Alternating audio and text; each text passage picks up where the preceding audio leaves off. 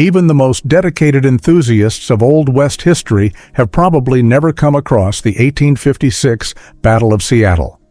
Yet this fight, which unfolded in the dark, ominous forests and muddy paths of the tiny, secluded settlement, played a crucial role in shaping the destiny of the native tribes and the future city of Seattle. Tonight, join Hidden History Central to discover the exciting, lesser-known tale of the Battle of Seattle. But before we continue, please like and subscribe to our channel to support our growing community. Seattle, Washington, January 26, 1856. A chilly breeze sweeps in from the Pacific as a band of Nisqually warriors lie still in the dim woods near the cabin of local settler Tom Pepper. They wait patiently for the precise moment to launch their surprise attack, first on the cabin and then on the rapidly growing town of Seattle. Several groups of their fellow fighters are also hidden at different spots around the settlement, poised to strike. But just as the earliest light breaks through the trees, a loud explosion echoes from the bay. Moments later, a hillside some distance away violently erupts, hurling dirt and wood into the air and shaking the ground underneath. This is an artillery shell fired from the USS Decatur, a naval ship anchored in the chilly waters of Puget Sound. Panic spreads among the warriors. Their assault plan has been exposed, but the fight is far from over, and retreat is no longer an option. With no time to spare, the attackers abandon their assault on Pepper's cabin. Instead, their focus shifts to one of the fortified American blockhouses guarding the town. Within these blockhouses are local militia, U.S. Navy sailors, and U.S. Marines tasked with defending the small community. These defensive posts were arranged by the Decatur's captain, Gert Gansvoort.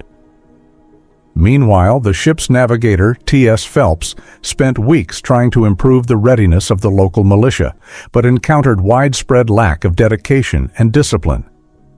While the sailors and Marines performed admirably, many militia members frustrated him, lacking basic skills and dismissing the threat that Seattle really faced.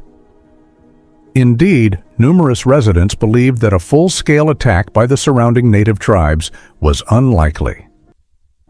Now, as the battle rages, the settlement quickly descends into disorder. The men inside the blockhouses are awakened and sent to their stations. Some, mainly Marines and sailors, open fire on the advancing native warriors, but many militia members prove to be barely effective in combat, at least for now. At first, many militia members repeatedly abandoned their posts or hid behind wooden barricades, too shaken by the assault to mount any real defense. The native fighters, made up of warriors from tribes such as the Nisqually, Klickitat, Spokane, Palouse, Walla Walla, Yakama, and Puyallup, had united to resist the ongoing invasion of their territories. Tensions between Americans and native tribes had reached a boiling point the year before, in 1855. Following the formal establishment of Washington territories by the United States in 1853, treaties were signed between the U.S. government and many local tribes. Yet, as often happened, the U.S. broke these agreements by pushing settlement beyond agreed boundaries. The Nisqually tribe, which had lived in the forests and mountains for millennia, initially maintained peaceful relations with settlers and officials. However, the 1854 Treaty of Medicine Creek caused a serious divide when the Nisqually surrendered some land, but lost their key farming areas. Chief Leshy, a prominent Nisqually leader, was among the fiercest opponents of the treaty, calling it deceitful and unjust. He led a group to Olympia to demand a meeting with the governor, Colonel Isaac Stevens. Stevens, firmly opposed to Leshy's cause, refused to grant him an audience. Witnessing their chief's treatment, many Nisqually believed military resistance was their only option. Chief Leshy himself opposed attacking Seattle, but his objections were ignored. In the weeks leading up to the battle, Nisqually warriors had caused. As gunfire echoes along First Street, 52 women and children are evacuated to the Decatur, seeking safety aboard the ship while the battle rages. Most of the native residents also take to their canoes, separating themselves from the attacking forces to prevent confusion and friendly fire. Meanwhile, the 3rd Division of Marines decides to launch a direct charge to push back the warriors advancing down the main trail into the town. Recognizing their desperate situation, this division ignores orders to hold position and charges a faction of the attackers. The assault is disorganized and rushed as the Marines scramble up a steep hill to intercept the native warriors. Despite the chaos, the tactic succeeds, forcing the warriors northeast and buying the defenders valuable time to strengthen their positions within city limits. Tragically, as the Americans launched their charge on Seattle's outskirts, a stray shot by a native warrior fatally struck a young boy named Milton G. Holgate. Meanwhile, to the south of town, a prolonged and sporadic gun battle unfolds between local Seattle citizens and native warriors, separated by a large, muddy area. This clash lasts several hours, resulting in multiple native casualties, but only one Seattle fatality. Christian White, a recent arrival to Seattle, killed when he briefly exposed himself behind a log to drink from a nearby stream. Now, both the warriors and Seattle defenders dig into stalemates around the town, with fighting grinding on through the afternoon. Though the warriors fight fiercely, their spirits begin to falter. They have suffered heavier losses than expected, and the relentless cannon fire from the Decatur makes a full takeover increasingly unlikely. This worsens the coalition's morale, as many young warriors had hoped for a decisive victory that would drive settlers from their lands forever. But many things had already gone awry. Most notably, the timing of the attack proved to be a critical misstep. The original plan was a nighttime assault. If executed under the cover of darkness, the warriors might have caught the blockhouse defenders completely off guard before the Decatur could unleash its cannons. The attack timing was carefully chosen. The warriors had studied the militia's routines. They knew many volunteer militia enlistments were set to expire on the 21st of the month, meaning an assault later would catch the town at its most vulnerable. They had also observed the Decatur limp into Puget Sound the previous week after being severely damaged on a reef during its journey south along the Pacific coast. The ship was so badly hurt that it had to be beached for repairs. Believing Seattle's defenses to be weakened, many warriors were confident of a decisive triumph. Yet, as they crouched behind trees, stumps, and fallen logs to avoid gunfire from settlers and the relentless bombardment from the Decatur, their hopes faded. By early evening, as the sun dipped below the western horizon, the native forces began to retreat. Though exact casualties are unknown, about 28 warriors are estimated killed. In contrast, the Americans lost 3: the young Milton Holgate, Christian White, and a Navy deserter mistakenly shot by a settler while seeking shelter during the battle. Despite the fighting ceasing, Seattle residents remained alert and uneasy under the rising moon. They were uncertain if the warriors had fully withdrawn or were regrouping in the dark forests. However, no attack came the following day, suggesting the Battle of Seattle had ended. A fresh wave of paranoia and resentment toward Governor Stevens, blamed for leaving the town exposed, swept through the population. Around noon the next day, the USS Active arrived in Puget Sound, carrying Stevens himself.